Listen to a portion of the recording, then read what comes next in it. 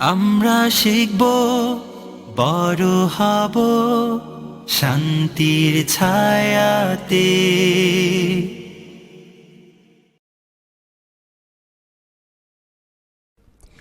আসসালামু আলাইকুম আম্মু। ওয়ালাইকুম আসসালাম আমিনা, তুমি চলে এসেছো। কেমন কাটলো আজকের দিনটি তোমার স্কুলে? আলহামদুলিল্লাহ, ভালো। আজকে আমি নতুন অনেক কিছু শিখেছি। বাহ, দারুণ, আলহামদুলিল্লাহ। তা কি কি শিখেছো? তুমি কি জানো, আগুন যেভাবে কাঠকে জ্বালিয়ে দেয়, ঠিক সেইভাবে হিংসা মানুষের ভালো কাজকেও জ্বালিয়ে দেয়। আজকে ইসলামিক স্টাডিজ ক্লাসে আমি এটাই শিখেছি। ঠিকই শিখেছো। তুমি কি হিংসা সম্পর্কে একটি বাস্তব গল্প শুনতে চাও? অবশ্যই আম্মু। শোনো তাহলে। এটি হচ্ছে হাবিল কাবিলের গল্প। হজরত আদম আলাইসাল্লাম এবং মা হাওয়া আলাইসাল্লামের দুই পুত্রের ঘটনা।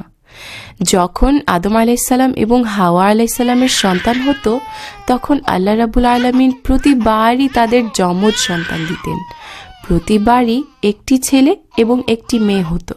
আর তখন যেহেতু ভাই বোনের বাইরে অন্য কেউ ছিল না, তাই আল্লাহ বিবাহের জন্য একটা বিশেষ নিয়ম করে দিলেন।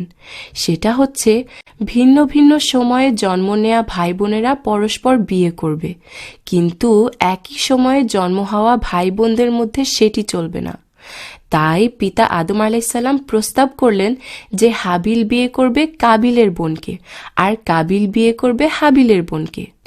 কিন্তু কাবিল সেটা প্রত্যাখ্যান করল। আমি কেন আমার বোনকে লোকের হাতে তুলে দিব? আমি হাবিলের বোনকে বিয়ে করতে চাই না, সে দেখতে কুৎসিত। আমি বরং আমার আপন বোনকেই বিয়ে করব, সে অনেক সুন্দর। তারপর কি হলো আম্মু? তখন নবী আদম আলাইসাল্লাম বললেন যে তোমার নিজের বোনকে বিয়ে করা আল্লাহর নিয়মের বিরুদ্ধে। তারপরও তুমি যদি নিজেকে সন্তুষ্ট করতে চাও, তাহলে তোমরা দুজনই আল্লাহর নামে কুরবানি করো।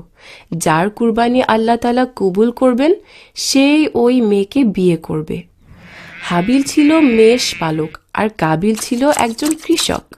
কুরবানির জন্য হাবিল তার সবচেয়ে সুন্দর মেষগুলোর একটিকে বাছাই করল, আর কাবিল বাছাই করল প্রায় নষ্ট হয়ে যাওয়া কিছু শস্য। অবশেষে আল্লাহ হাবিলের কুরবানিই কবুল করলেন। এই ঘটনা কাবিলের রাগ আরও বাড়িয়ে দিল। এই সব কিছু তোমার জন্য হয়েছে। তুমি যদি সত্যিই আল্লাহকে ভয় করতে, তাহলে তোমার কোরবানি কবুল হতো। এখন আমাকে দুষ্য কেন? আমি তোমাকে হত্যা করব। তুমি যদি আমাকে হত্যা করার জন্য হাত তোলো, তাহলে আমিও পাল্টা তোমার উপর হাত তুলব না, কারণ আমি আল্লাহকে ভয় করি। এরপর কাবিল হাবিলকে সজোরে আঘাত করে এবং এতে সে মারা যায়। কাবিল পৃথিবীতে সর্বপ্রথম হত্যাকাণ্ডটি ঘটায়। অতঃপর সে তার ভাইয়ের মৃতদেহের দিকে তাকায় এবং তার কৃতকর্মের জন্য আক্ষেপ করতে শুরু করে।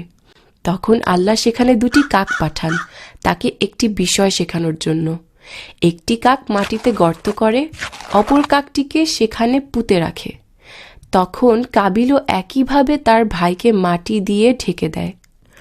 তুমি দেখলে তো আমিনা, হিংসা কাবিলের অন্তরকে কিভাবে বিষিয়ে তুলেছিল যে শেষ পর্যন্ত সে তার ভাইকে হত্যা করে।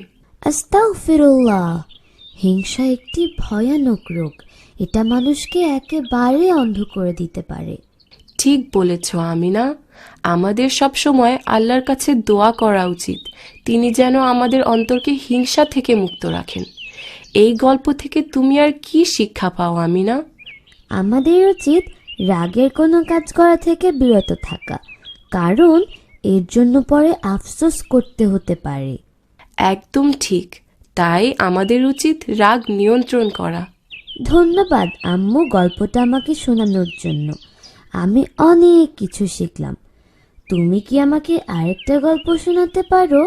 এখন নয় মামুনি, আমার হাতের কাজগুলি শেষ করতে হবে। আগামীকাল তোমাকে আরেকটি গল্প শোনাবো ইনশাআল্লাহ। ঠিক আছে আম্মু।